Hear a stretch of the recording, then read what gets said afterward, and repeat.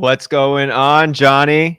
Welcome in. Welcome How in. are Welcome we? in. Friday. Welcome in, Whisper Nation. We've got the December 10th, Friday afternoon episode of the News and Notes episode coming your way, where Johnny and I are going to go through every new piece of information having an impact on your fantasy lineups and helping you get set for this weekend.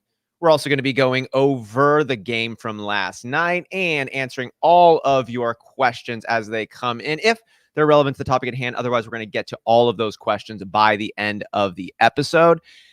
Johnny, though, man, checking in. How was the stream last night? Oh, it was pretty fun. The beginning, man, that was like a painful game for most of it. But then, there were some highlights, so that was always pretty nice. But other than that, man, we missed out on winning anything. Unfortunately, it was our first losing slip. On the bet slip there, yeah, man, I heard you had Dalvin Cook in the MVP spot and then pulled him out for Najee. Yeah, I don't want to talk about it. Yeah, okay, then we don't need to talk about it. Well, we do it. Dalvin Cook having himself a day looked great. Listen, Pittsburgh Steelers, you're starting the running backs. Listen, next week they play the Tennessee Titans. Foreman, getting him in the lineup. He'll be in the lineup for sure next week. Okay. Probably even Dontrell Hilliard, depending on the usage. But they are just getting gashed on the ground. And so we'll end up seeing what happens. Yeah, that Steelers defense not looking like the Steelers defense of old in many ways. Speaking of old, Big Ben Roethlisberger came in. You talked about him having some streaming appeal on the show yesterday, Johnny, on our matchup breakdown, which you can catch the video of for our Patreon subscribers. You can catch the audio wherever you like to download your podcast. But Big Ben Roethlisberger, man, I'm starting him in the Superflex in the Whisper Listener League. Getting a little nervous there in the first half after he had a fumble and I think an interception at that point, but finished the day pretty strong. 300 yards, 3 touchdowns, 1 interception. I like that on my fantasy squad. And going to Deontay Johnson 5 times or 76 yards. But Chase Claypool, man, I've loved what his upside's about. It's hard for it to connect given Ben Roethlisberger's not so great deep throw ability these days, but 8 catches, 93 yards. James Washington coming in a little bit, 65 yards on 4 catches, had that touchdown. Nice, too. High point of that ball came up. Yeah. It was a nice throw, nice catch, nice come down. And then Freiermuth there, adding another one on his 2 receptions, got a touchdown there, and Najee Harris pulling in 1. So at least it wasn't all bad putting Najee Harris in. It wasn't terrible, but not as much as we had liked, but also Claypool really messed that game up. Like, there could have been another touchdown, but he decides to just get up and, I talked about that on the stream. I went off, dude. Like, the moment it happened, he decides to get up and, snot a first down, and instead of just giving the ball to the refs. And what ended up happening? They end up losing the game. They could have had 1 second left, Austin. Yeah. They could have had 1 second. That killed 14 seconds in that game. Because of end of game clock miss clock management, especially in professional. It drove me crazy in high school football, and like to have it happen at a professional level. Like, how do you not just have one PhD student on staff who can just be looking at every situation clockwise and just like coach the people, get it ready, make sure like that moment doesn't end up happening?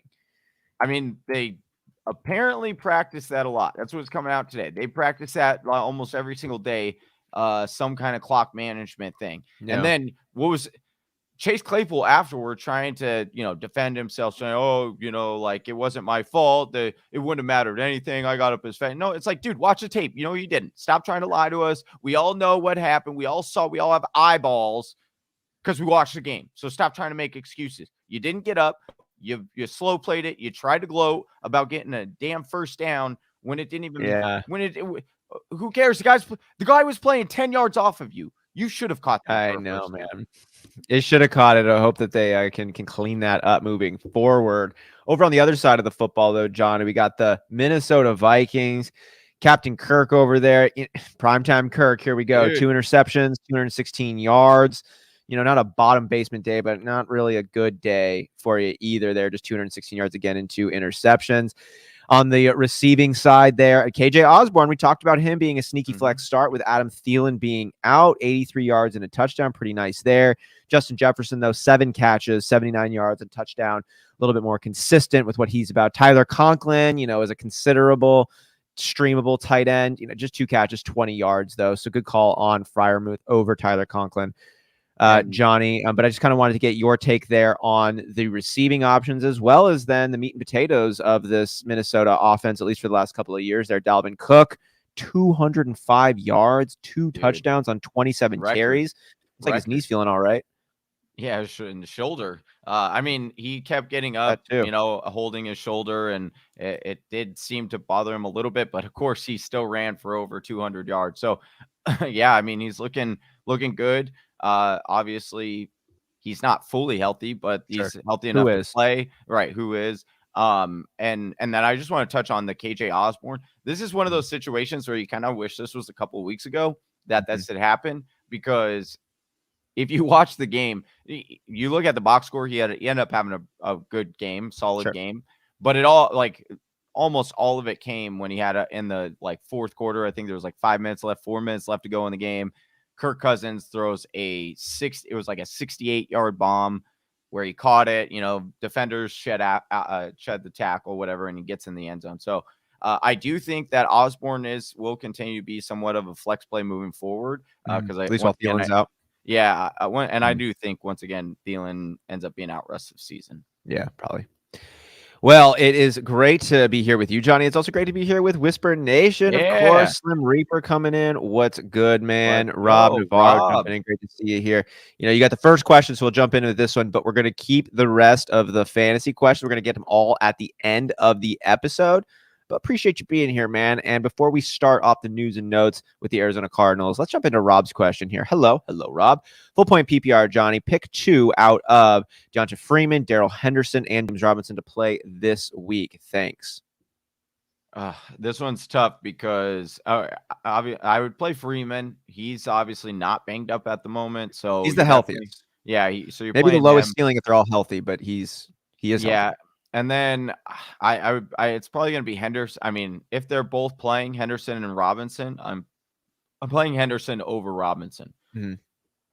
We'll better offense, more explosive. We saw James Robinson active, but Carlos Hyde got the majority of snaps last week. I think that probably keeps going. Yeah. So that's where I sit with that one. It's like if 45% of the snaps are going to go to James Robinson and Darrell Henderson, who would you rather get? Who would you rather have in your lineup getting 45% of the snaps? And I agree with you. I'd go with Henderson. Yeah. Freeman, if they're all healthy, Freeman's the back of the trio for me, but he's healthy and he had his best game that he's had all season. Just keep in mind, he hasn't broken 100 yards all season, but he is involved in the passing game. He's involved in the rushing game. Latavius Murray's looks like he's relegated to a real complementary piece, which is really weird for John Harbaugh. So we'll see how that continues. But I agree with you, Johnny, right now. I'd go in that order: Freeman, Henderson, and James Robinson. Thanks for the question, Rob. All right, Johnny, you ready to jump into some of these news and notes? Yeah, let's do it. Yeah, all right. Arizona Cardinals, they're at the top because their name starts with an A. Cardinals designated running back Chase Edmonds to return from the injured reserve. Your boy over here, Darren Urban on Twitter breaking this. The move officially opens Edmonds' 21-day practice window to be activated from injured reserve. Edmonds has not played, though, since he sprained his ankle on the opening play against San Francisco week 9. We're in week 14 right now. Trending towards being available Monday night. But how do you see him stacking up with James Conner, who has been doing really, really good work for the Arizona Cardinals, Johnny? I think he'll get, the smaller workload in this one, and they will probably ease him into it. So I still think James Conner, I think he flips it for him. I think he's the guy that gets the bulk of the carries, especially with how well he's been playing. I think that you can still trust James Conner in your lineup. I think you can too. I like that. I mean, he was doing okay even when Chase Edmonds was fully rolling. Yeah, just on his vulching work in the touchdown position, and that would sustain a startable position enough. And then if he gets any more work, as you're pointing out, I like it as well. And I also like Do It 420 jumping in here. What's up, man? Good to have you here. How's it going? We're going to get to your question here, Slim Reaper. Just sit tight with us. We'll make sure we get to all of the questions by the end of the show. And if you got any questions about the topic at hand, though, hit us there and we'll do our best to bring it on to the show in real time. All right, we're moving Johnny over to the Baltimore Ravens, where Lamar Jackson, they're implementing a more up-tempo, no-huddle offense is definitely on the table for the team going forward, according to John Harbaugh. I think there's something you can interpret. Maybe they're getting a little predictable. Maybe they're not doing as good as they could. This, to me, at least sounds, it's coach speak. And Hugh Jackson said, be careful of that. But an up-tempo offense would be good for all of your fantasy pieces in Baltimore. Is that right? Yeah, I think so. I mean, hopefully, I think the whole thought process is like Lamar, when you look at his stats, he's better when he plays backyard football, which makes sense because he's just scrambling around making things Sure. happen. And so it makes sense that they would try to kind of tap into that a little bit more than just saying, hey, maybe we have to do this, last fourth quarter or 5 minutes left to go, the 4-minute drill, something like that. So it's something just to get them in a little bit more of a rhythm, but it's also scary because Lamar Jackson, like we had said on the matchup breakdown show, has thrown a pick in almost all of his games so far this season. And he's only had 2 games all season where he's thrown more than 1 touchdown. So, maybe they're trying to unlock that a little bit more. He's got to carry so much of that load for the Baltimore Ravens because they're not going anywhere, probably even with him, but realistically, they're definitely not going anywhere without him. So wait, you just said they're probably not going anywhere with him? Are you talking about Lamar Jackson? Yeah, they're going to be out first round. If you really enjoy. They're not good. You enjoy hitting Lamar Jackson and the Ravens on this one, don't you? No, I don't. I speak truth, and what I see, I'm not going to sugarcoat things. I'll be honest with people. And Baltimore does not look good. They have barely won against certainty. They lost to the Steelers because they try to get cute. And then they've gotten lucky 5 out of 6 games by last second field goals. Let's remember, they almost, it took a career long field goal from Justin Tucker that doinked off the bar in order to beat Detroit. Come on. I'm not worried about Baltimore. I'm not worried about them. They're a joke. All right. Well, we got Mr. Truth Speaker over here doing his best to hit it true, and we'll keep moving through on this one. We'll see, man. We'll see.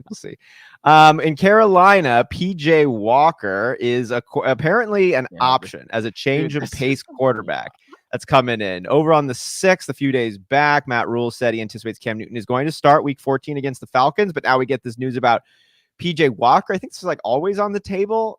I mean, I'm not recommending starting either of these quarterbacks, even in a super flex situation. I guess the question is, does this give you any pause? It probably doesn't affect Chuba. Might even be a benefit for him if you get less work for Cam Newton around the goal line. We'll see how that works out. That's probably where he will be involved. But how would this affect DJ Moore, maybe Robbie Anderson? Does this have an impact, Johnny, for you? It will be interesting because they have a new offensive coordinator this week because they fired Joe Brady, excuse me. And so they'll have a new offense in place. How different that is from what they've already done, that's yet to be seen. So there is a little bit of concern with DJ Moore. But again, I would read this more into coach speak. Maybe he gets 1 or 2 snaps to just kind of get in there. But again, I think this is more so like the coaching staff is like, we need to try to help, throw a wrench in there for the game plan for, the other team's sake. So they take a little bit of time away from preparing for Cam Newton. That's honestly where I think it is more than anything. I'd be surprised. I think you're right too. I mean, I think regardless if you're right or not, I think it makes a lot of sense for a coach to always be throwing this out. Unless it's a totally far-fetched possibility and I'm the head coach assuming the podium, I'm going to be like, yeah, you know what? Like our running back actually has a crazy arm and we're going to be running Wildcat 50% of the time. And even like we don't even have a Wildcat play in the book. Just maybe someone's going to hear it and maybe they're going to spend 15 minutes thinking about it when they could be spending that time thinking about something more relevant to helping them win the game. So like Hugh Jackson said on the mock draft marathon in 2021 earlier this year in July, like the coach might be telling the truth, but he's not telling the truth to tell the truth. Like he's got an ulterior motive, whether that's to throw off the defense, maybe it's to motivate his own team internally, plant a seed for down the road. So yeah, I'm not. And it could be a little fire for Cam too. Like that's also a possibility, saying because he's seen a couple of times already in the last couple of weeks where he's had to come out and be like, no, Cam is still our starter. So it's basically him maybe trying to send a signal to Cam like, hey, I understand we're paying you $10 million and it's a ridiculous amount. And we brought you in to be a starter, but you continue to play bad. I don't mind pulling you out because this is a lost season anyway. So yeah, we'll see. Moving on to the Chicago Bears, where your boy David Montgomery, he's trending in the right direction, officially is going to play Week 14 there against the Packers. We've also got some positive news for wide receiver Allen Robinson. He's dealing with a hamstring. He's going to be playing Week 14 against the Packers, right? Start him. You won't. I will not. Would you start Darnell Mooney though with Allen Robinson still out there? I know you got Montgomery in your lineup. Yeah, I actually think this is a little bit better for Mooney, right? Because you got Green Bay, pretty solid defense, and now this opens up Mooney to be now on the second corner and moves him over. But I don't think he is going to be replaced as far as the target share. I think he's still going to be the number one targeted wide receiver from Fields. And I expect the Bears to be down in this game. So I don't mind throwing out Mooney. I think he's still the wide receiver that I want. But it is Allen Robinson. Again, I'm not going to play him in this game, but it is good to know that he's coming back. Yeah, it's good to know that he's coming back. I wish him the best, and I agree with your take. Are you playing Mooney this week? Would you play Mooney this week? I would flex Mooney. Yeah. I think Mooney's got some serious flex appeal as long as it's Justin Fields. Right back there, which it looks like it'll probably be, but we'll keep an eye out for that. And make sure you have tuned in, Whisper Nation, to the Sunday Live lineup show, 8:30 a.m. Pacific time. Johnny and Travis are going to be going live and answering all of your fantasy questions, not just going over news and notes, not going to doing that, just answering your questions to help you get ready before the morning kickoff starts. And if you are liked and subscribed over on the YouTube channel, you're going to have an easier time knowing when the live formats start. So if you haven't already gone ahead and subscribed and you like what you're listening to, please consider doing that. And while you're at it, just hit this specific video with a thumbs up. Allows us to grow the channel and connect with more awesome people such as yourselves. All right, Johnny, we're moving over to the Cincinnati Bengals, where Joe Mixon has been sick, expected to play, though, so that's good. I don't think we have any hesitations getting him in your lineup. Joe Burrow, though, has been dealing with a finger issue, has been throwing normally at Friday's practice. Maybe we'll see how this has an impact on Joe Burrow and the pass catchers. And speaking of pass catchers, T. Higgins has been bossing the last couple of weeks. Got an ankle issue that popped up last week. He ended up playing through it in week 13, and he had a partial practice on Thursday, getting in a limited session.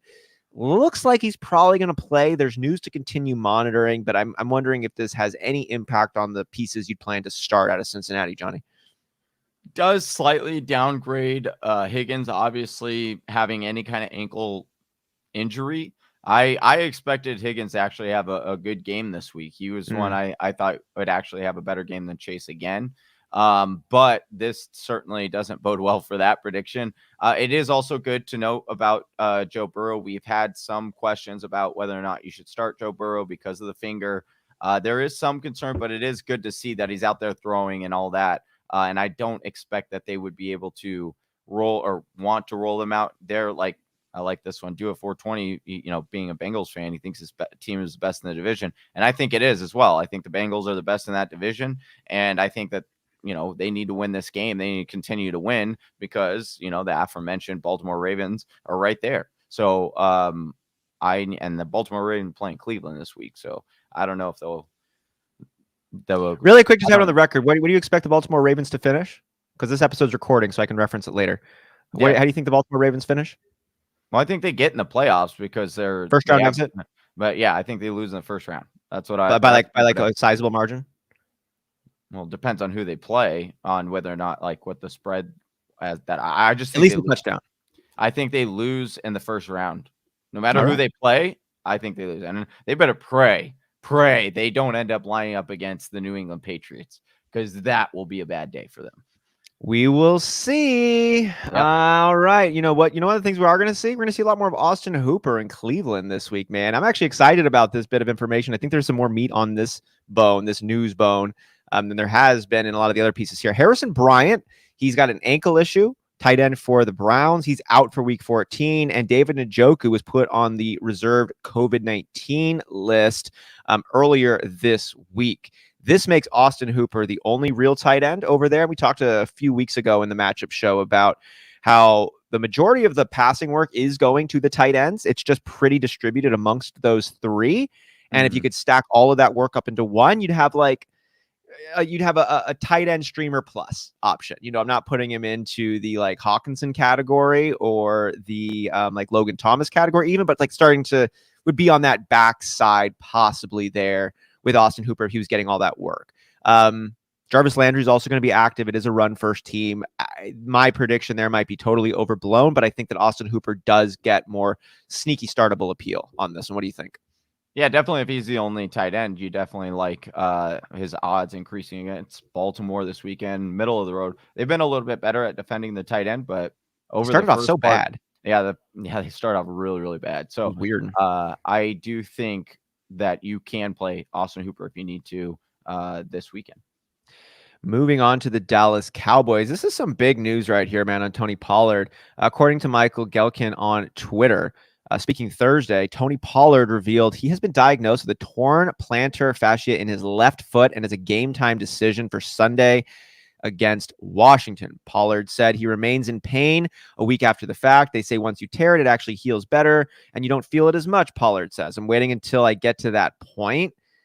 The Cowboys have put a brave face on Pollard's Week 14 status, but we would consider him on the wrong side of questionable, according to NBC Sports Edge. Just really quick here on the running back side of the Dallas Cowboys offense, man. We had really liked Tony Pollard's flex appeal. We called him a must-start flex. I don't think he's a must-start flex after this news, but everybody, like we said, everybody's injured. Are reading too much into it, or is this something really having an influence? Yeah, I don't like plantar fasciitis when you're running back. That's bad. Like, I understand it's not as severe, but I mean, now makes sense.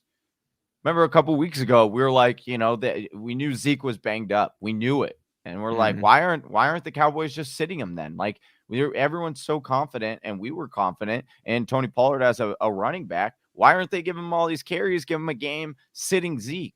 And now we know why, because he suffered an injury. He can't be a full workhorse back with that kind of injury because of the likelihood he's going to make it worse. So you're banged up back there, man. Yeah. So now, like I said, dude, I think speaking of upsets, you see Mike McCarthy calling that they were going to win against Washington. They're going to win against Washington. They called a victory. I think Washington is going to beat them, dude. I think the Cowboys are 8-4, and the number 2 team in the division is Washington, is 6-6. Dude, I'm not eroding. Do you think the Cowboys make the playoffs? No, I said last night. I called it on the stream. I said last night, because this is what the Cowboys do every year. They will somehow, some way find a way to make that last game of the season against the Philadelphia Eagles worth the division, and where if they get in, they're in the playoffs. They lose, they're out. And Eagles, just like they do every year, are going to beat them. And then Dallas is going to be sent home. We're going to be talking about, again, this whole same repeated story that we talk about all summer, every year with the Dallas Cowboys. What happened? They started off so hot, then they choked away at the second half of the year. I like that takedown, man. I think that Washington has a decent shot about making the playoffs out of that division again. Yeah. Like, I don't think they're a great squad, and I think they're underutilizing a lot of their talent, but they're really the only consistent team in that whole bunch. The Giants are an afterthought. The Eagles have a lot of firepower, but we talk about Nick Sirianni, we talk about Jalen Hurts, we talk about a lot of these like combustible pieces. I mean, they're powerful, they're strong, they got a lot of explosivity, but they're just not working well yet. Maybe they bring that together, and I think the Eagles have a chance to be the best team in that division. I just don't know if they pull it all together in time. Washington is not the best team in that division, but they're kind of the most together. Ron Rivera is making those pieces work together, I think, better than maybe any other head coach right now in the NFC East, and that might just take him to a playoff spot. Honestly, it's probably because the playoff or the next 3 weeks for Washington and Philadelphia, they play each other twice in the next 3 weeks. Ooh, really? Yeah. So I think whoever sweeps that series, if they are able to, that's the team that will I would bet would win the division. And I second that. If it is like you said, the Eagles kind of falter and they kind of play. It's weird. They play to their opponents, so that could get them. But Washington is just the sneaky, just solid football team, and they just find ways to win. And that's kind of what you need, especially this. So, and on the opposite side, Cowboys just find ways to lose games. So, yeah, I know. I love it. Also love Z coming in here, guys. Man, Austin, huge show for Big Ben with Superflex. Appreciate that, man. I needed that one. I like my points and I love my squad, but I've got like the second most points scored against. I've had a couple of rough outings, and I'm on that playoff bubble right now. So I need this. We want you to get in to represent TFW. Yeah, I think CMC out or not, man. I think my team is going to We got a championship level squad over on this one for a 14 teamer. Troy's team is really good too. So Troy's team is good. I think between your two teams and Z, but Z's coming in hot. So we'll see. Coming in hot with it. I like with the PPR setting up the Deontay Johnson, Keenan Allen, Tom Brady mix. It's pretty good. Cordell Patterson. Z will be on the show on our Thursday night stream. Oh, hell yeah. Thursday. Yeah, so he's coming in next Thursday. So make sure you guys are tuning in for that. And then on Monday, for Monday night stream, we got our boys Pat and P-Kid from Windy City that will be joining us on Monday for that Monday night stream. So good stuff coming. Good stuff coming. And the chosen one, man, thanks for coming in. This is I went with the Moose yesterday. Almost caught that last touch. I'm glad he did get one, though, for you. Yeah, he did get one. So that was the good thing. But I told you it was going to be a difficult matchup, chosen. But it's good that you went with Muth over Conklin. And we're going to get to all of the other questions by the end of the show. If we got a question that's related to the topic at hand, we're going to try to plug it in right there. Otherwise, we'll make sure we get to all of the questions by the end of the show as we're working through all of the teams. We're on Denver right now. So we'll get to all of them, and appreciate you, Whisper Nation, hanging in here with us, man. It is awesome to have everybody here. And if you guys like what you're listening to and you enjoy this video, now we would really, really appreciate if you hit this video with a thumbs up. You know the language. If you haven't already subscribed, it's a simple button to click, and it will help you get ready for all of the upcoming games, as you'll get notified when we go live. The next live one we got is Johnny and Travis, Sunday morning, 8:30 a.m. Eastern time. Chosen one came in. Do you think the next one play? It sounds like he will. I think he's gearing up that way. Yeah. But make sure you tune in on Sunday. We'll have more information and be able to give a more precise answer at that time. Johnny, we're also going to be looking to give a more precise answer about the backfield in Denver. Melvin Gordon, who missed last week, which created way for Javonte Williams' Mega Boss Day. He might not get that same opportunity, though, because speaking Thursday, Melvin Gordon told reporters, I feel like I'll be able to go on Sunday. He added that he was close to being able to play against the Chiefs last weekend, said that he wants to be back in Denver for 2022 also. I'm sure he does. I'm sure he does, right? He wants to get paid. Too. I mean, I think Melvin Gordon, I love low-key, like I do love Melvin Gordon, and I also think he is the most disrespected running back in the game, because he is very good. He's been very good basically since year 2, other than his first year where he had like this weird anomaly where he had like over 200 carries and like 1 or 0 touchdowns. Mm-hmm. People got so burnt. But since then, he's been such a good running back, and he's never really gotten a full workload. Oh, he's hurt with weird stuff. Yeah, and I get it, right? But again, I think this is Javon. I think he's saying this, of course, like I do think he plays, but I think Javonte has taken over this. And I think that here's the other reason too. They shouldn't pay him. They really shouldn't pay Melvin Gordon. Like, and I don't think they're going to have. I don't think they will have to. Because they may have to give him. Maybe Atlanta. Maybe I think I hope they keep Cordero, man. Keep him. But sure, great, no, fine. Put him in the Mike Davis role. Could you imagine Melvin Gordon in the Mike Davis role? Oh, beautiful. Yeah, I agree. But yeah, nice. For Denver, I just don't understand if you're talking about rational coaching and what they should be doing and how you're thinking about it. We saw what Javonte could do by himself. It was fantastic. Yeah. Melvin saw it as well, and he wants to get in there, so that he doesn't continue to lose a lot of work to him. But I think this is flipped very similar to what Arizona and James Conner and Edmonds is doing. Yeah. I think it's flipped to see, so Denver could really see, hey, do we need to bring back Melvin next year? Or do we think that we can completely move forward with Javonte as the workhorse?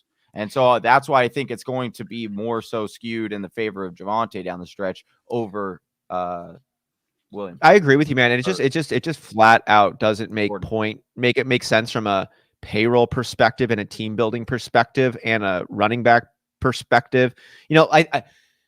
I'm not on board with this, like, don't draft a running back if you're an NFL team until the 4th round. Like, true difference makers, they're special. And I know we've seen like Christian McCaffrey get hurt as of late, but it's like, every once in a while you do get these types of players. Their window might be small, but they have real opportunities to make real big differences. And if you can get yourself a Saquon Barkley talent, an Ezekiel Elliott talent, like on one of these, it's tough to bank on. But I'm not against those. Like, you go with Najee Harris, you put all of this work on top of him. Javonte Williams, My point with it is, I didn't even need to actually put any air into that sentence because it's like if you have a super elite Hall of Famer running back you think is there and you want to spend your first round pick on him, like fine. I'm not going to tell you not to do it. What I am going to tell you to do is not to go ahead and overspend on a guy who's not elite. And even if he is elite, I wouldn't say overspend just because that window is so small. And so if you're the Denver Broncos, go ahead, let Melvin Gordon do his thing.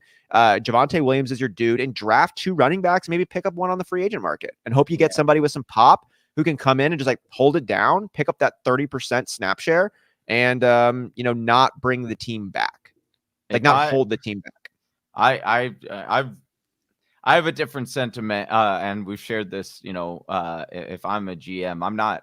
I completely. Pay no attention to the first part about drafting running back in the first 15 picks. Right. That's that. Forget no, that. No. I'm talking like I would never if I had the GM powers of the Cardinals, I would never draft a running back in the first 4 rounds. Never, because we've just started to see it too much. There's all these kids that are going to these smaller high school or, smaller colleges that are just, they're not really, really big splash plays in college or something, or they are, but people are downgrading because it's a smaller college or whatnot. And then you're getting these guys that are just as talented that just go unclaimed because there's so many running backs that you can choose from. And then I know we get our Arian Fosters, we get our James Robinsons, like we get these guys. James Conner was undrafted. Yeah, I get it, but who's an actual multi-year? Again, he doesn't count. He makes my point, not yours. Austin Eckler is an interesting one, but how many real notable playmakers who've had a career on a team longer than 2 years are after the 5th round? Hold on, I'm gonna play. I think that even another bigger name that I can throw out here is I agree, maybe on an elite position, but in I think a 2nd, 3rd round pick is kind of a money spot. Picking up a Javonte Williams in the early 2nd round, something like that. I think that can be worth the pick. But like you said, there's this with the ability to just go out and sign a free agent for so cheap. I just don't think that I would just go with the really cheap draft capital route and signing off a free agent. Alvin Kamara is taken 303. So even and you that still wouldn't have drafted him. You still wouldn't have drafted him because you said 4th or 5th round. So that's still too rich for your blood. Right. That's what I'm saying. 2nd, 3rd round, I think is kind of nice. You get your Kamaras, you get your Javonte Williams, you get where your Josh Jacobs should have fallen. You get your. You're better off. You have a higher hit rate for sure. But again, it's just the whole thing of short lifespan. That's a lot of draft capital when you can get, look at the wide receivers that have gone in the 3rd round over the last 3 years. I would rather take those guys, Terry McLaurin, DK Metcalf. I just think that I don't know. It's fun. I think it's interesting. I want to see that. I want to see that chart of here's 100 running backs that here's where the rounds where they all came in. It's interesting. Ronald coming in saying LaShawn McCoy is a 2nd. Okay. Arian Foster was undrafted. We know this too. Kamara in the 3rd is an interesting pickup for kind of a scat back type of player anyways.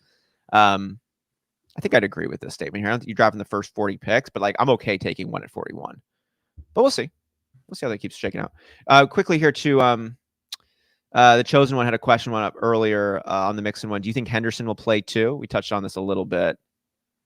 I do think Henderson plays in this game because I think he was really close last week to playing, and then they just realized it was an easy matchup. They didn't really need him against the Jags, so that's why I think that that's why he didn't play last week. So I do think he plays this week. All right, moving over here to the Detroit Lions, where your boy DeAndre Swift, it's unlikely he's going to play, dealing with his shoulder, according to Dan Campbell. Picked up the injury on Thanksgiving, didn't practice all week. Here's at least another week away from returning as the lead back. We like Jamal Williams as an uptick over there. We've got Lions offensive coordinator Anthony to take more deep shots the final 5 weeks of the regular season. What do you got to lose at this point? And the last bit of news here before we talk about what it all means, Johnny, is TJ Hawkinson did not practice on Thursday. He's dealing with a hand. It was heavily wrapped. This downgrade puts him firmly in the questionable zone for Sunday's game against the Broncos. Don't have a ton of incentive to bring him back. I don't know. Why wouldn't you? TJ Hawkinson is super young. Just let him be. If I'm the GM and this is a wash season anyways, unless you're Dan Campbell playing for your job, right? Like, I don't know. I'd be conservative with TJ Hawkinson. It looks like that's what they're doing with DeAndre Swift. Jared Goff, though. I mean, uptick for Amon-Ra St. Brown, possibly. Yeah, uptick for Amon. For sure. I like this. They need to get a shoulder on. No, what they need to do is, this is good. Sit him right here.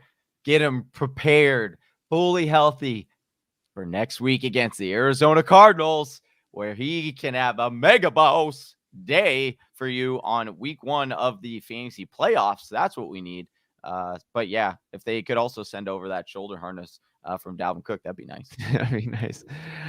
Moving over here now to the Green Bay Packers. Rodgers and his toe, his immunization, his long hair, all of it. Don't worry about it. He's practicing on Friday. He's going to keep in there doing what he's doing and pretending like he doesn't care, but he cares more than anything and at all, period, flat out and simple. And I still do love him for it, even if it hurts me so deeply in such a personal way. But also it hurts, man. Randall Cobb, he had surgery. He's going to be out for several games, had a core muscle surgery, same type of thing that Alan Lazard dealt with last year in 6 weeks, got taken off of his schedule. I mean, Randall Cobb hadn't been a huge piece unless, all the other wide receivers are out, but he was like that safety blanket, right? And Rodgers used it. And I'm wondering if this has an impact now on maybe the running backs, to absorb some of that safety blanket work. I don't think Devontae Adams changes at all. MVS, I think, maintains his deep threat, but that dude is like, if you're trying to make MVS a safety blanket, that's like a blanket made of ice and spikes, dude. You do not want to get cozy with that. No, I think this is, uptick slightly for MVS, like you said. I still think he runs the deeper routes but he might get a couple more targets per game now. Than he was with Cobb in. But I think you're absolutely right. I think more gets funneled now to Aaron Jones, which, speaking of another running back that went later, Aaron Jones, 5th round running back. So I think Jamal Williams went ahead of him. I think they were drafted in the same. No, Jamal Williams. I think they were taken the same year. I got to see. All right, that the year. I think Jamal was taken around later. I think they went back to Mac. I'm gonna look it up right now. But that would be interesting to see where that would be funny too. What was I saying? Jones uptick in targets. I believe you're right there. But here's the thing: AJ Dillon. We talked about this also on the matchup show.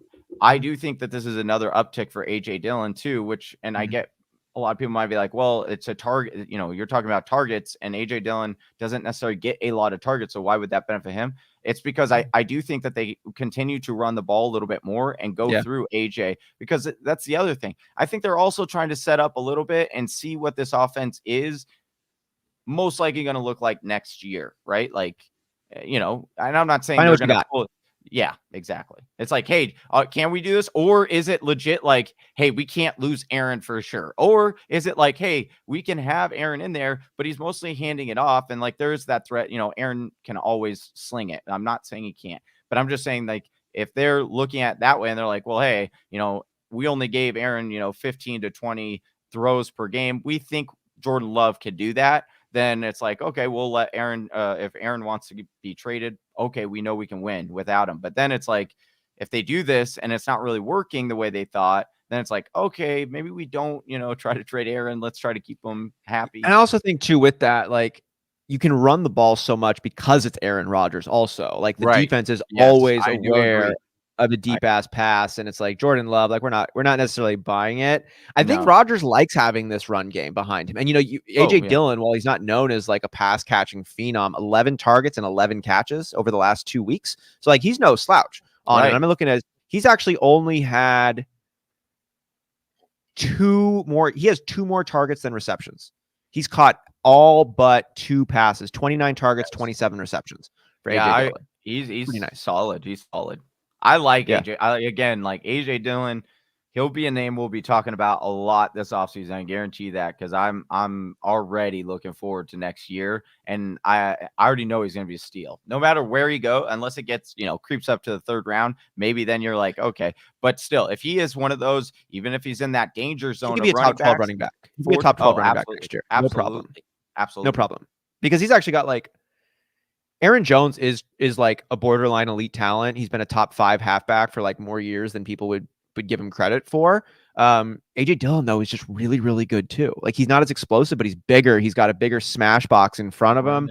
And he's going to be able to do more work on that goal line and be like a LeGarrette Blount almost, right? Of sorts. And then you're looking at it just from like, and again, I'm not trying to label Aaron Jones an injury-prone player. But again, if you're looking at this backfield and you're like, hey, who has a better chance of like, because you always want to try to go up, okay, where's my floor of this guy? And then what would it take in order to get to his ceiling and what is that ceiling, right? And it's like, okay, with AJ Dillon, we know what his floor is probably going to be. It's probably going to be a top 20 back with Aaron Jones in the lineup full time, split work. But then it's like, of the two, if Aaron, who do you think would more likely be, likely to be injured? It's going to be Aaron Jones or AJ Dillon. I'm going to pick Aaron Jones. And it's like, okay. And then if that happens, I think everyone in here would agree. And it's not like a crazy far-fetched thing to be like Aaron Jones or AJ Dillon would be a top 5 back. So it's like, that's why I think he's going to be such worth the gamble next year. And I think he's going to be a guy that I'll be targeting a lot. And like I said, we'll be definitely talking about him a lot this summer. We said Ronald coming in here with some points talking about the Henry comp and the slow start for Derrick Henry. We had talked about that earlier this week. Yes. Agree with you there, Ronald. Wanted to ask at Hector's point here because we brought this up earlier as we're working through the news and notes. You concerned with Monty in this game versus the Packers? He's in, he's active, he's playing. I mean, I am concerned on the fact that like you should be concerned that he's not gonna have a smash ball. It's not like he had last weekend against the Cardinals. But I do still think he does fine. I think he gets, your 10 to 12. Hopefully he gets into rushes for at least one touchdown. And then, you're sitting at, 15 to 18 fantasy points. I think that's. I like that. I think he has a single digit day without a touchdown. And I think he has a 50% chance of getting a touchdown. I agree. Moving on to the Houston Texans, our Whisper Listener League. And if you're listening out there and you want to be a part of our 14-team fantasy, the Whisper Listener League, there's a handful of ways to get in on that league. We do raffle giveaways throughout the year. We do the mock draft marathon. We have several spots. If you're signed up as a Patreon subscriber at the $5 or the $10 level, you're going to be entered into drawings and positions for the Whisper Listener League are on the table as well. I bring all that up because I picked up Davis Mills this week, new starting quarterback for the Houston Texans. It's a Superflex league. That's the only reason why. David Culley, head coach for the Texans, said that Davis Mills will start the rest of the 2021 season because he gives the team the best chance to win. Hoping he gives my fantasy team in the Superflex best chance, but I'm not holding breath. Yeah, you know what they're saying? He gives the team the best chance to win that number 1 overall pick. That's what they're saying because again, they need to see what there's no future in Tyrod. Like Tyrod has been what he has been. He's been bounced around. There's no future with Tyrod. He's an older quarterback. They need to see, hey, is Mills at least somewhat, can we coach him up, make him a better quarterback? Most likely he's not the guy. He's not the answer. So now they get accomplished 2 things. They know for sure he's not the answer. And number 2, they could try to get that number 1 pick and he gives them the best chance to get that number 1 pick.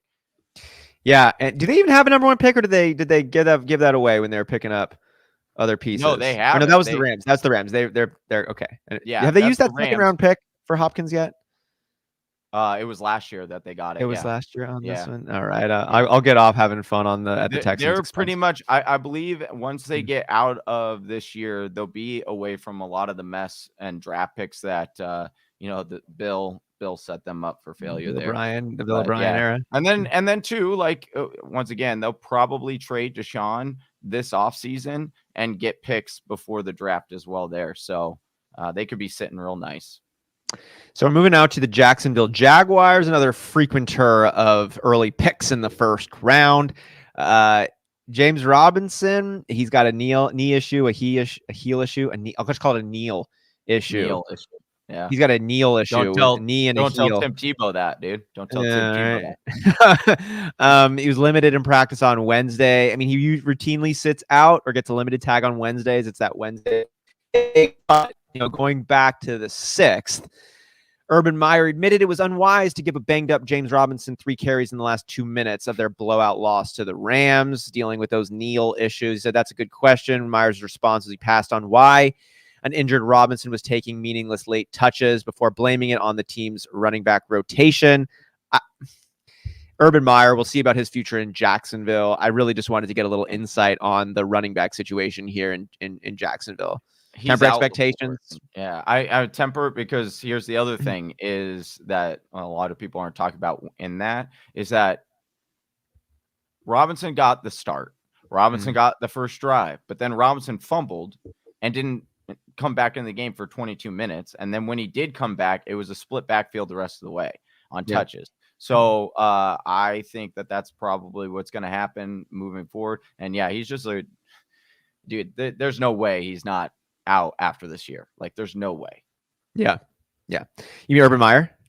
Yeah. Like, I mean, it could happen though, just because it's like defunct franchises, right? Like, and the only way it doesn't happen, would be if this, and which I don't think they're the smart, so that's why I don't think it happens, is if that like the ownership there is like, oh, we know what happens and what the odds are when a rookie quarterback or a new quarterback switches a bunch of OCs in the beginning of their career and what that does.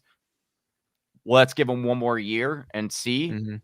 But I don't know if they have that. I don't know if they're willing to do that. So, and I wouldn't want it either if I was them. I'd rather just take my chances and be like, I think Lawrence can be coached up and I don't care about a different OC. I just need to get someone better in here for him. We passed over the Atlanta Falcons already, so I'm bringing Hector's question in. Johnny, what do you guys think about Russell Gage? Can he be a reliable top 20 PPR ranking? Can he keep the hot streak going? That might be top 20 might be ambitious.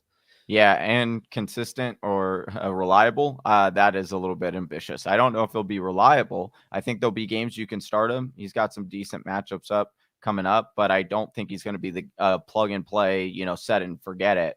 Like, no. I don't think he's like, realistic, like just a quick comparison. And I'm not saying that this player, but Hunter Renfrow isn't even considered this. So it's like, and Hunter Renfrow has been way more consistent especially in a PPR than a guy like Russell Gage. And we don't have Hunter Renfrow has like flabby man titties.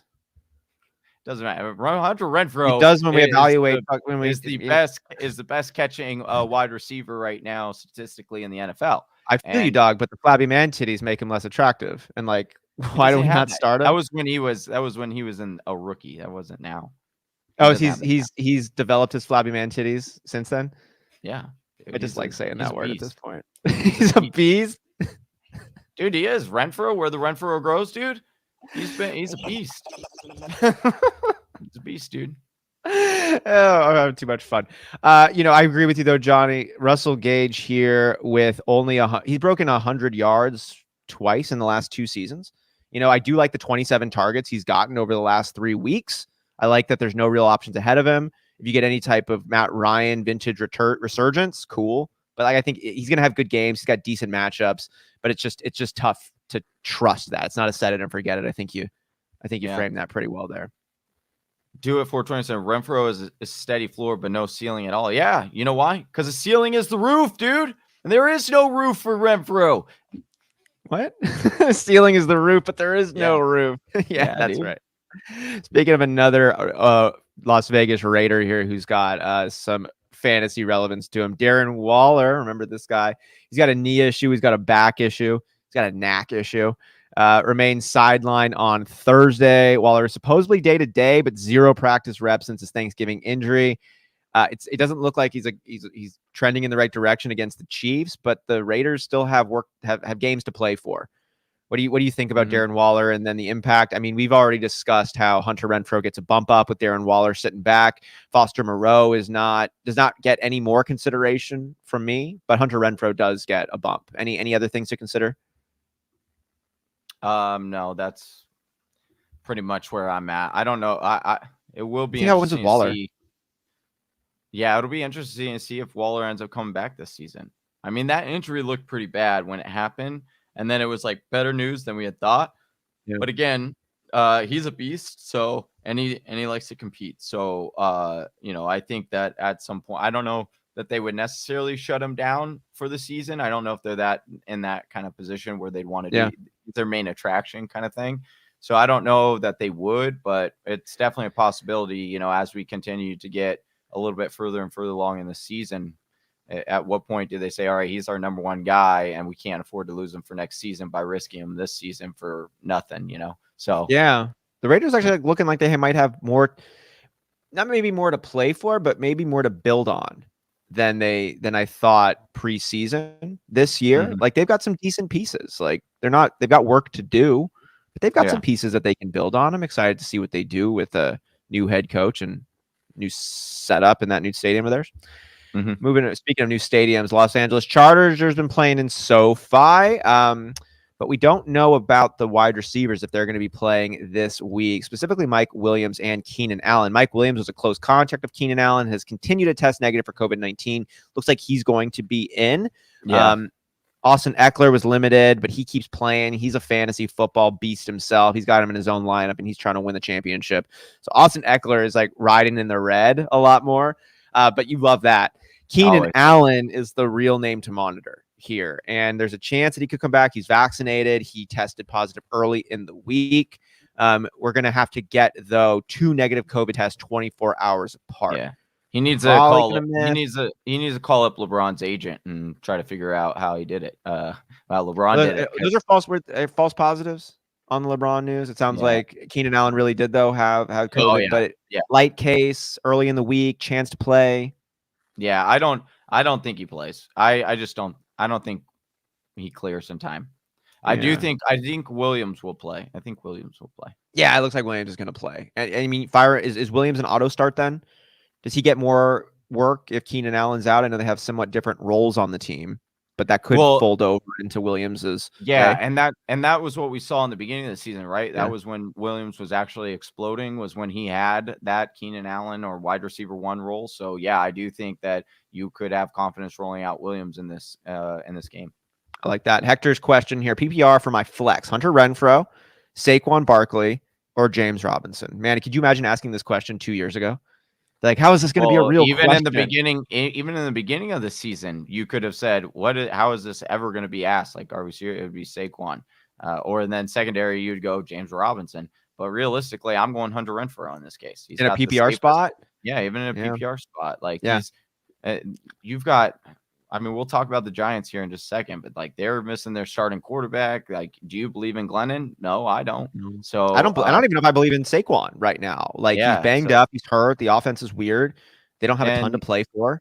And this is PPR. I know like Ronald's over here trying to say like, Hunter Renfrow has no ceiling. I don't know what you're talking about, dude. Like 2 weeks ago, he was the PPR wide receiver 5. He's been 4 out of the last 5 weeks, he's been a top 13 wide receiver in PPR. So he hasn't broken 20 points. Like I think that's the point. Like he's got a high floor.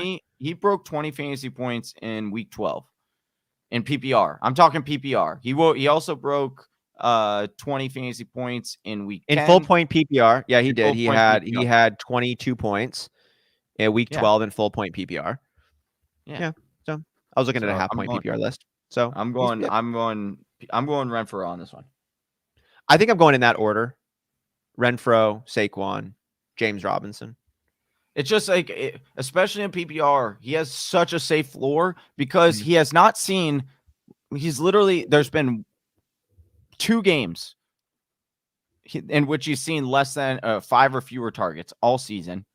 The thing is also Saquon has 9 targets, 5 targets, 6 targets, 6 targets, 7 targets going back to the last 5 games he's been active. But again, would you rather have? I would rather have, like, the Giants are so bad. They don't move. They're not moving the ball. They're not gonna that's the I understand. I'm just saying he had 9 targets in a game last week. Yeah. I'm with you. I'm with you because I don't think he can necessarily do it. I would go in this order. I just say Saquon in a full point PPR does maintain more relevancy and excitement than in a standard league because the dude gets a lot of touches. He gets a lot of targets coming his way. Yeah. And he did last week, caught 6 of them, just 19 yards though. So, yeah. All right, moving on now to the other team in Los Angeles, the LA Rams. Cooper Kupp limited in Thursday's practice with a toe issue, though Coach Sean McVay said he was not concerned. Dude, I got really quick on a fake NFL meme account. It said, I've had that a couple of times. They make him so legit looking, and it said Cooper Kupp tore his ACL twerking in practice. I was like, what? You're like, oh, could you imagine? Could you imagine? Yeah, dude, I could. Dude, I've been got a couple of times by those this year where and I was like, it was not that one, but I've gotten, they're getting good at some of those. They look exactly like it, or like the Shefty ones, and like, come on, stop doing that to me. Ronald coming and trying to clarify, and half, like I said, do it for 20 said he has no ceiling, not me. I said he has a 17-point ceiling, which is not nothing. We agree. Yeah, we agree. Yeah. And we agree with you, Ronald, there. We'd play him in full point PPR as well. Yep. But yeah, so moving back over here to the subject at hand, Cooper Kupp limited in Thursday's practice with a toe issue. McVay said he's not concerned. Darrell Henderson's has been limited this week. We think he's trending in the right direction, but we're going to need to keep paying attention and tuning in. Sunday live lineup show, hour and a half before kickoff there, 8:30 a.m. Eastern time on the YouTube channel.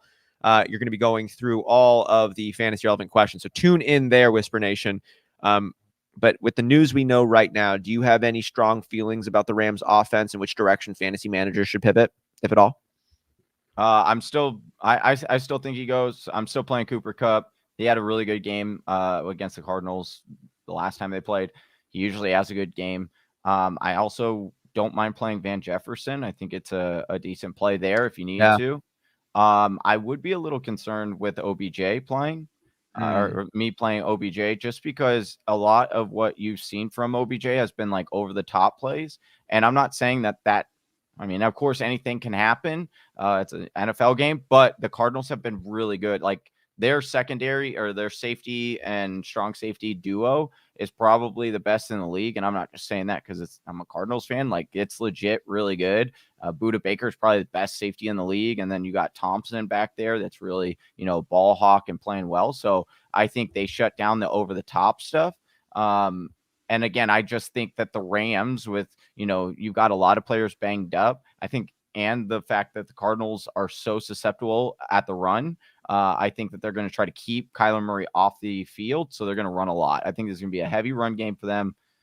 I ultimately don't think it matters because I think the Cardinals still win this game. But that's where I'm kind of going. I don't think that Kupp ends up sitting. I'm with you on this one.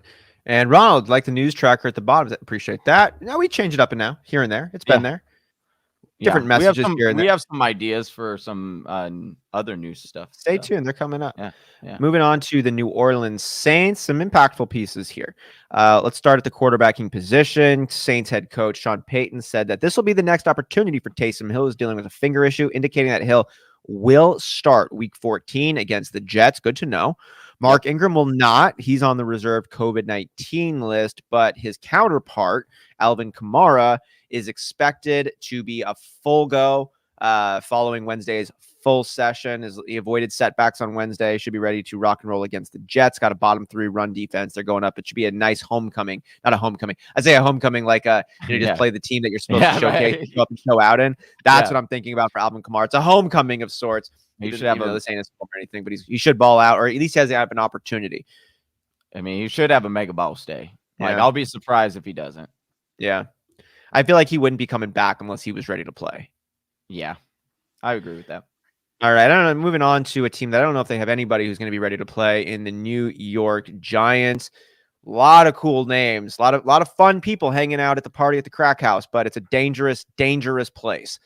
You don't want to go and party at a Crack House, folks. And that's what we got kind of over here in New York. It's a lot of excitement, but a lot of treachery and maybe danger. Kenny Golladay, love what he's been about in years past, but not this year. And I don't know if I'm going to like him this week, as he's got ribs. Practice on Thursday, but he was still limited. Kadarius Toney, man, we've seen the pop that he can bring. But he's got a quad issue. He's got an oblique issue, quad leak issue. Poor bet to return for Sunday's game against the Chargers. Mike Glennon's moving in the right direction, but like I don't even know what that means. Like, if you're a Giants fan, what does the right direction mean? Is that in or out? Sterling Shepard has got a quad too. I'm playing the Chargers defense. That's what I'm playing. That all what you just said just boils down to I'm playing the Chargers defense this weekend. Boom. That's the recommended start. Yeah. I think like Saquon probably in your flex at this point. But I mean, I will say if there's one area where the Chargers are the most susceptible would be the running game. But can you trust the Giants to block? Even I don't know. I can't. I don't know, man.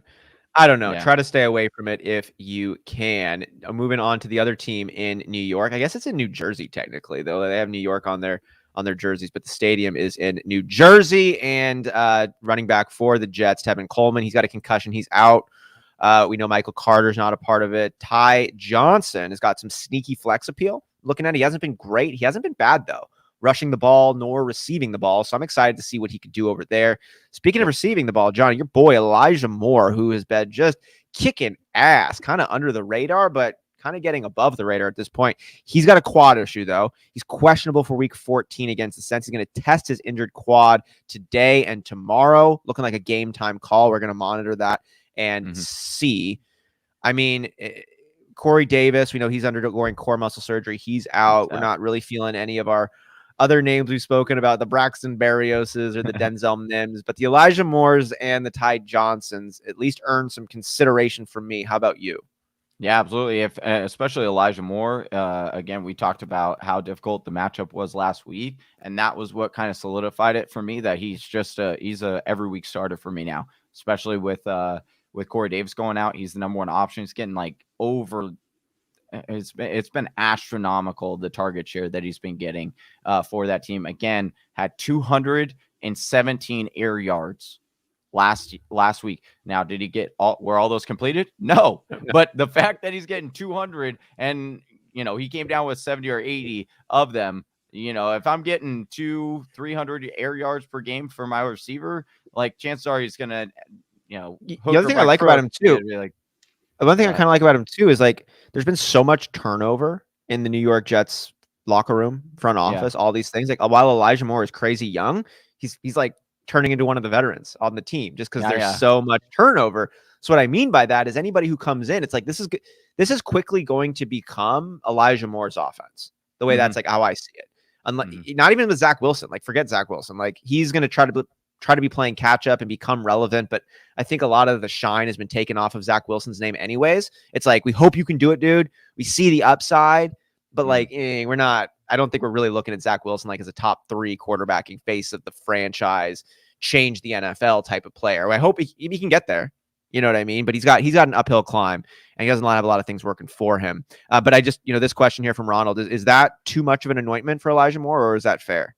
With Davis out for the season, Moore is a legit playoff wide receiver, especially in a PPR league. I definitely think that's, and even a half-point PPR, because he's starting to get like 8 catches, on 12 and 14 targets a game. So, and they're always down. That's the other thing is like the Jets are always going to be playing from behind. So ends up being a win-win for you. We're moving over here to the Philadelphia Eagles, John, and we don't have a lot of news specifically for the current Eagles players, but I did want to cue in and bring up, it's not a solid news story yet, but I think it's an interesting one, and it's certainly fun to talk about, and that's where Russell Wilson could end up. According to sports reporter Jordan Schultz, Russell Wilson would waive his no-trade clause to go to the Giants, the Saints, or the Broncos. The Eagles were also mentioned, though, as a possibility. Now, this isn't super meaty information, but we've been talking and pontificating about possible good landing spots for Russell Wilson. We talked about the Packers if Rodgers was to vacate. We've talked about the Steelers, the Giants, Saints, or Broncos. I like at least one of those. I don't know if I like them all. What do you think would make for the most interesting or the most sense for Russell Wilson to land with a new team? Where would you like to see him go?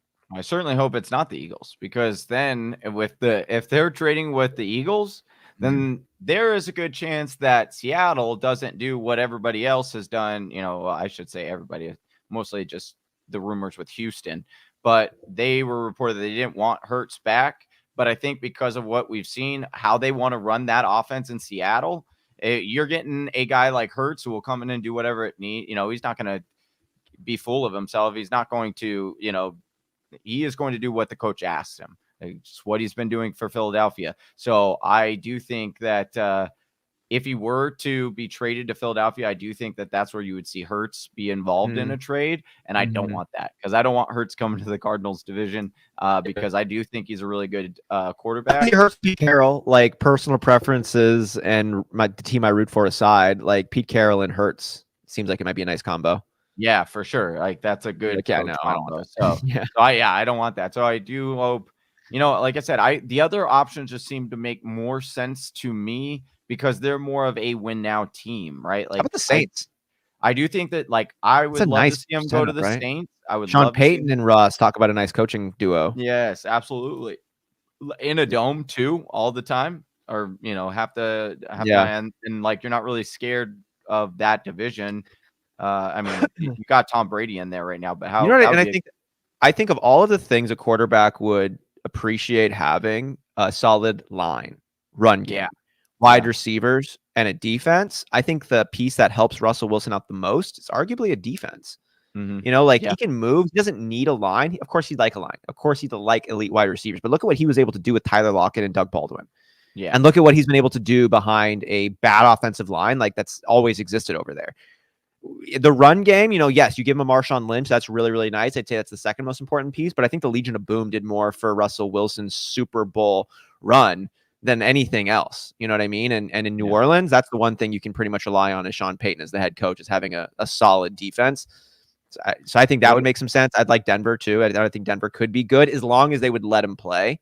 I still got some question marks about what's in the water over there in Denver, but I think a lot of it has to do with the making Russell Wilson dangerous. And Pete Carroll was right in the fact that like the way he is the most dangerous is if you can't guess as to whether or not you're going to have Russell hand it off and really effectively run the ball, or keep it and possibly scramble out and get, this play action stuff. What you like about the Saints is they do that often, right? Like that's the type of stuff that they like to run and play. And so it really worked for Russell Wilson's, his own kind of scheme. And then you're talking about opening it up. They would allow Russell to really throw it there.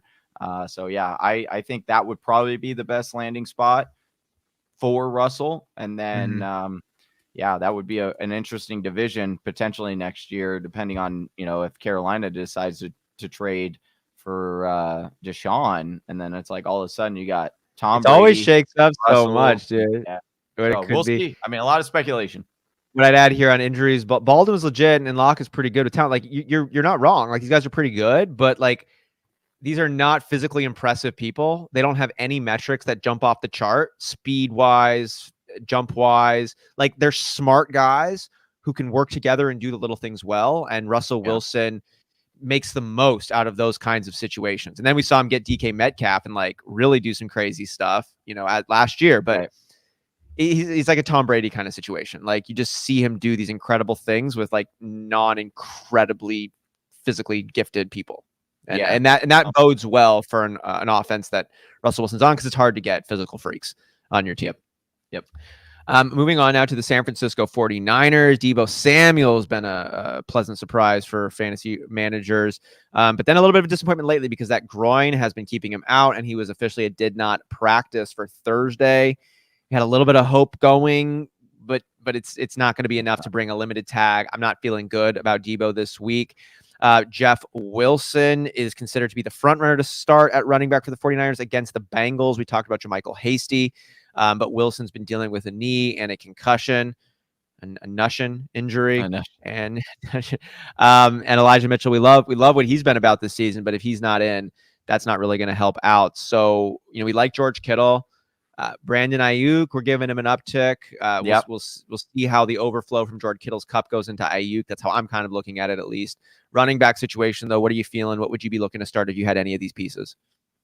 Probably, I do think Jeff Wilson ends up playing. I would play him. I think he's a flex play for me. Running back 2 upside, and then it's a little bit difficult of a matchup. But again, you like this offensive system, and you like how they pretty steadily produce running backs for fantasy. So no matter what their name is on their back. So I think Jeff Wilson is a fine plug and play. And then obviously if he does not end up playing, then Hasty, I'm fine throwing in my lineup. So, but it does sound like Wilson will play. Sounds like Wilson will play. Moving on to the Seattle Seahawks, Johnny. We talked about Russell Wilson. Got to talk now about the running back game, though, or really, we'll talk about the running back room right now. Alex Collins been dealing with an abdomen, said he's feeling considerably better heading into week 14 against Houston.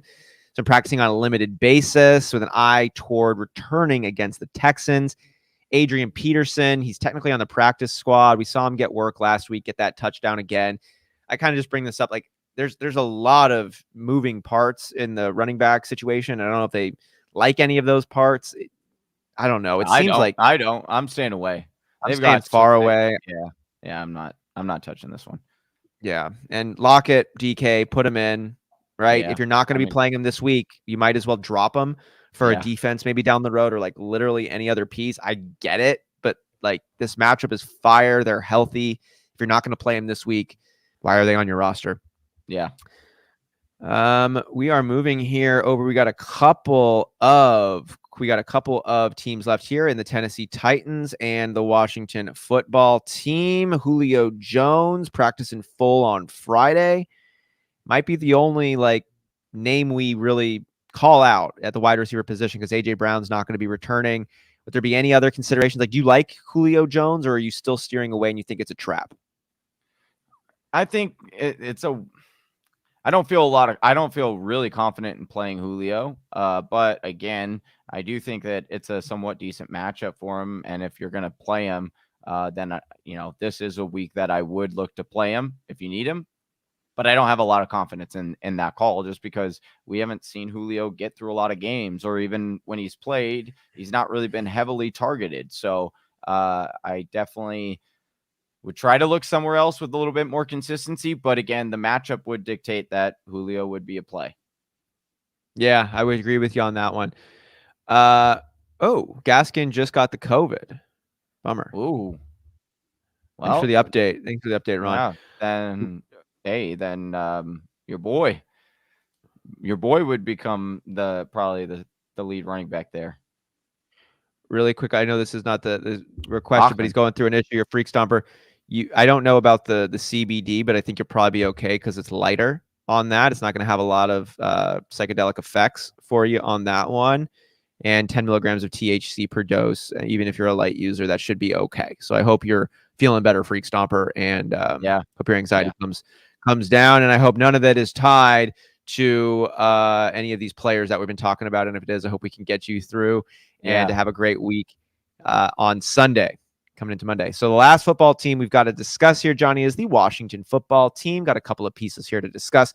Ricky Seals-Jones, tight end, dealing with a hip, practiced in full on Friday and does not carry an injury designation for week 14. This is going to be nice because Logan Thomas is done. And then J.D. McKissick, who had a concussion, keep him out of last week, is questionable for week 14 against the Cowboys. We keep liking Antonio Gibson and his shin and his 25 carries a game. Terry McLaurin, we just get 5 catches. He's 4 out of 5 for breaking 100 yards when he gets 5 catches or more. You just got to get him the ball, Heineke. But outside of Gibson, outside of Terry McLaurin, is Ricky Seals-Jones a considerable tight end start for you? Yeah, I think it's a good pivot there. If you need a tight end, I know that I'll be looking. That's going to be my play for a couple of spots that I have to pivot in this week. So I do think that you can plug and play RSJ because he was just basically the 1-for-1 replacement for Logan Thomas. Maybe Logan Thomas is slightly better, right, at the position, but RSJ was getting the usage that we like to see. And then you're looking at Dallas Cowboys; they've been just outside the top 12 over the last 4 weeks at fantasy points to the tight end position. So I think that RSJ is a fine play. All right, I agree with you on that. And Johnny, do you know what team we have to talk about next? Whisper Nations teams, because we got all the way through the news and notes, and that means we do the team dance. There we go. I was about to what team am I missing here? No, we're not. We're just missing Whisper Nations teams now. So let's get to some of these questions. Whisper Nation, thank you guys for joining us your Friday afternoon, spending it with us. Love that. And if you enjoy what you're listening to, consider subscribing to the channel. And if you like this episode, hit us with that thumbs up. It really does go a long way. Much, much, much appreciated, y'all. So going back up to the top to get to the first unanswered question on our docket here. Slim Reaper's got a pair of handcuffs who might get work this week. P. Ryan, Sony Michel, or JaMychal Hasty. If they play, pick one. Thanks. Given what we know right now, who do you like? Jeff Wilson looking like he's going to be back. Darrell Henderson's a questionable. Is that Sony Michel? Yeah, I probably play as of right now because I do think Joe Mixon plays. So I do think Michelle would be my play. Obviously if Joe Mixon is out, like P. Ryan would become the play here. I like that matchup better anyway, too. Yeah. Yeah, he'd be my favorite if Joe Mixon sits. If it's all where it's at, Michelle, I think, has the best chance of actually still getting some action. Hasty's the real wild card. Like, that dude can cut and pop, but, like, he could also just fall on the floor. Right. So, yeah, got to be careful with that one. All right, good question, Slim. Thanks for sharing it our way. Do It 420 wants to know in a half-point PPR, who'd you prefer rest of season? Conklin, Hooper, Gesicki, Seals, Jones. Thank you. Let me look at Gesicki. I think Gesicki has a pretty difficult playoff schedule. I want to say Gesicki, right? Because of his role in the offense, his physical, all that stuff. But he's been down the last few weeks. Right. And like I said, hold on, let me pull up their schedule. Reminds me of a Logan Thomas. Like, that's what he should be in that Mark Andrews tier, but he's just not.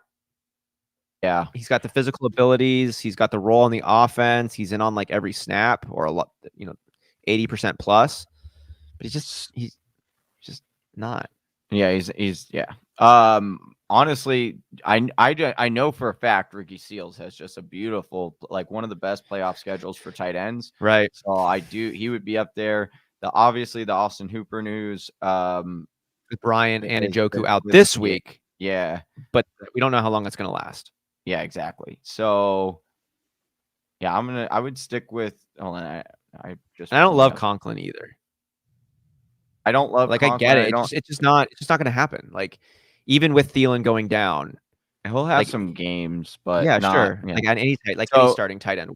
I still do think, I'd probably still roll with Gesicki as number one because they got a bye this week, but then they get the Jets, which are susceptible to tight ends. New Orleans, which are pretty stout for tight ends. Don't like that matchup. But then it gets Tennessee, who actually, well, even Tennessee has been a little bit more stout toward. They give up a lot to the wide receivers, not necessarily the tight end. So yeah, I would stick with it. I'm going to go with Ricky Seals. I think Ricky Seals has the best rest of season. I like that. Rob Navarro wants to know, how do you feel about Kareem Hunt this week in full point PPR? Browns play the Ravens.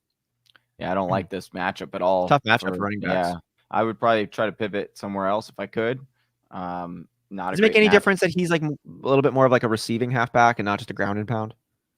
Slightly, but again, Baltimore is pretty good with even defending out, the passing down work for the running back. So I just, with them splitting with it, not looking like a great game, and both these teams have been struggling to put up a lot of points. So I don't really think it's going to be a shootout. Like both the defenses have been playing a little bit more stout.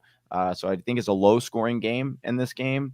And yeah, I wouldn't trust Kareem Hunt. I could see this turning into one of those games where you watch it and you're both like, you ever play a pickup basketball game and it's just like this mutually understood thing that like, we're not going to go hard. And people are like, they're just like, let's just kind of keep it casual. And you don't say it. And then one guy comes in going hard and you're like, this guy. Yeah. You know what I mean? Yeah. It's like, sometimes you watch football games, it kind of seems like that. It's kind of like, are we kind of both okay? Just kind of moving around. Coasting through. Kinda, you know what I mean? And this almost seems like one of those games to me where it could be like really low scoring in the first half. And you're like, why are you running again? You're going to get stopped. And they're like, right, because then they're going to do the same. And like, it's going to be nice for us. Get out of here. Kinda. I don't know. I hope I'm wrong because I know that the Browns and the Ravens last season had that super epic scorigami near the end of the year. Like, that was really cool. High 40s. That game kicked ass. And these teams are like very similar to what they were from there to then. All the major pieces are pretty much the same. So I hope I'm off on that. I hope we get some sexy action, but like, I'd bet the other direction. All right. Moving over here to the chosen one. I'm still deciding between Gage, MVS, or Judy, or is there a sleeper you'd find on this one? How do you stack these three? Judy going against Detroit. I don't know. The problem is, again, so low. The volume's going to be low. I don't think I do think Detroit could maybe win this game, but I don't think they're going to like boat race that or be up a lot. I don't think Detroit, if they do win this, it's like a last second kind of thing again, but I don't think it was like it was last week where Detroit was up from the get-go and Minnesota had to like fight its way back. I don't think Denver's going to have to fight its way back because they're going to rely on that heavy game heavy run game against Detroit, because they struggle at defending the run. So I think I would go with MVS in this one against the I like Bears. the upside. Yeah. With the Randall Cobb news. Yeah. That's where floor play, I go with Gage. Ceiling play, I go with MVS. Yeah. Judy's the best of the three. He is the best of the three, but not the best matchup. Best situation. Situation. Well, noticing the ghost pet. Appreciate that. Recognition here with my kitties.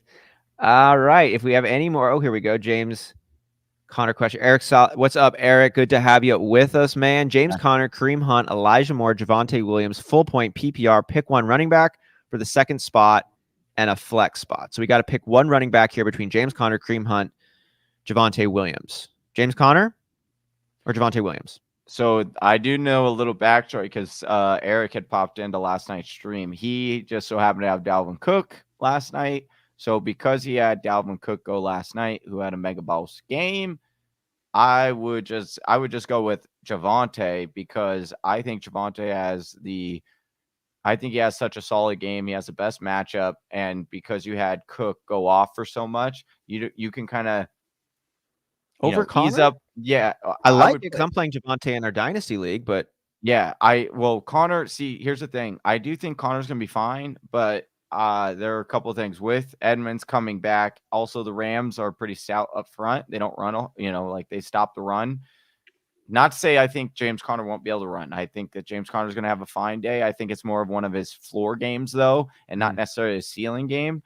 Whereas I think Javonte probably has that ability to match Connor's floor game, but he also has the ability to have a mega bounce game because of the matchup. So that's why I would pivot over to Javonte in this role. Well, the good news, too, is we get one more of these guys in our flex. I know Hunt is at the back, so is it Elijah Moore or James Conner in that other flex spot then for you if Javonte Williams is taking that RB2? See, and this is where, you talk about roster construction, just the strategy of the game. Again, referring to what I just did, where I said, you have Dalvin Cook. Now you're going with Javonte, who has, a very solid floor, but very high ups, a ceiling. In this case, most likely I would say go with Elijah Moore for your second spot because he has very, high upside. But I don't know if you necessarily have to go with so many guys as the high upside play. In this situation, I would go with James Conner in that second spot because, again, I could be wrong. I could be very wrong. And they could run the ball heavily with James Conner. And that way, again, his floor, very solid with what your other pieces are. It just very counterbalances that. And so you kind of protect yourself in a very good way, as opposed to if you go with, what I think is a boom play in Javonte and then also Elijah, and they both just happen to have duds, then you kind of, you're not really matching what your roster's potential could be there. So I like James Conner there too. It's I think that Elijah Moore and James Conner have similar ceilings. James Conner might even have a higher one, but I think the floor for a running back in James Conner's position is higher than a wide receiver who's also a little bit banged up and plays for the Jets. Yeah. So, yeah, I'm with you on this one. Freak Stomper wants to know, should I play Hilliard or the Giants quarterback in my Superflex? Ooh, this is a fair question. This is PPR. a question. I'd probably go Hilliard, to be honest with you. Dude, I've played quarterbacks that suck in a Superflex, dude, and it's man, let me tell you. Every time you're I should have just played a player. 210 passing yards, 1 touchdown, 1 interception. Isn't that great? You know what I mean? And it's and I'm hoping you get that touchdown. Yes. And I'm hoping you get that touchdown. Hey, this is coming from someone who has played a lot of those kind of quarterbacks in our, in our listener league, because that's what we did when we drafted. So I'll tell you, there's been almost every single week where I'm oh, I should have sat Fields over even a Jacoby Myers, or I should have started, or I should have sat Jared Goff over, some, Brandon Bolden, it's these. Yeah. So yeah, especially in a PPR, I think I would go Hilliard. Yeah. I get it. Right. But it's hard to play in the NFL.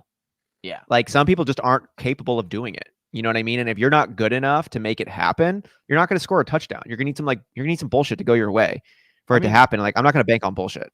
And here's the other thing. Joe Burrow played this same defense last week. Joe Burrow is head and shoulders above where Mike Glennon is as a quarterback.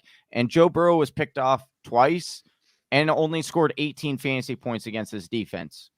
And that's Joe Burrow, who's been putting up, some bigger numbers this year. So I do think that I stay away from that quarterback situation for the Giants. With Gaskin and out, Gesicki should get a dump off uptick. Do you think, are you with that? I don't know. I don't think that. Normally, I'm like with that logic. Normally, I'm with it, but yeah, I don't know if Gesicki's that guy. Also, they don't mind. I think Waddle gets the up. I think it's Waddle gets the uptick there. I think, and Ahmed, they'll throw to him. It's not like they're not going to. And we could also see Malcolm Brown get also some dump off. So, that's where I think those go. All right. Well, Johnny, that's the end of the questions for the lineup show. We did it. We did it. Hooray. We did it. Whisper Nation, we did it. We all did it here together, man. If you got any other questions here before we get to our close, let us know. Otherwise, make sure you're liked and subscribed here on YouTube. That way you can get notified when the live streams come your way. The next one is going to be Sunday morning, 8:30 a.m. Pacific time. That's 11:30 a.m. Eastern time. Johnny and Travis are going to be going over all of your fantasy questions, getting your lineup square before the morning kickoff, helping you fight for that last playoff spot. Or maybe you're just totally out. It's just still a good time, though. We want to keep that week one feeling going all season long. And we do that alongside with you guys. So last pitch here on the Patreon subscription. John, you got a very nice Color Rush San Francisco Elijah Mitchell jersey right over there. I can see that autograph in the middle of the two right there. It's in the I don't even like the 49ers. I freaking love that color. There we go. It looks so good. There it is. There you go. This is going to be given away to one of our $10 Patreon subscribers. We do that at the first Monday live stream of the month. If you do subscribe at the $10 level, not just are you automatically entered into our monthly signed jersey giveaways, you get bonus content like the matchup breakdown video show where we go through every single team, talking about every single fantasy relevant piece for all 32 teams, not including the ones that are on a bye. But we get, 2-3 hours of extra content going really in depth to help you get ready. You also get entered into other raffles, going for sports card giveaways, spots in the listener league, and a lot of other good stuff that comes your way. So if you enjoy the show and you enjoy getting free autographed jerseys and having a chance to be a part of the wheel as we do it once a month, go ahead and subscribe. Just helping your boys out, helping us continue to live the dream and put out better content for you guys. And that's the real thing here, man. I really feel a close connection with everybody on this show. Like, legitimately, people come in here. Freak Stomper, Ronald Kalla, Eric.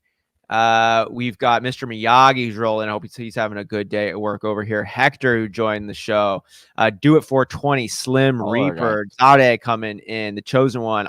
Whisper Nation, it has been awesome to rock and roll here with you. Really appreciate the support, all you guys throwing out. And we will look forward to seeing you on Sunday morning and next week for all the other live content coming your way. Johnny, any closing words? Nope. Have a great weekend, Whisper Nation. Good luck. Hopefully you get in the playoffs, and we'll see you Sunday morning. That's Johnny Game Time Hicks. I'm Austin Sear. We're the Fantasy Whispers. We're out, y'all. Peace. Right here. Look at you go. You made it to the end of another one of our videos. Hey, if you still have some questions, I totally understand. Or you just want to join an awesome fantasy football community, head on over to our Discord chat. Link is in the description below. And if you're still not sold on us, check out one of these videos.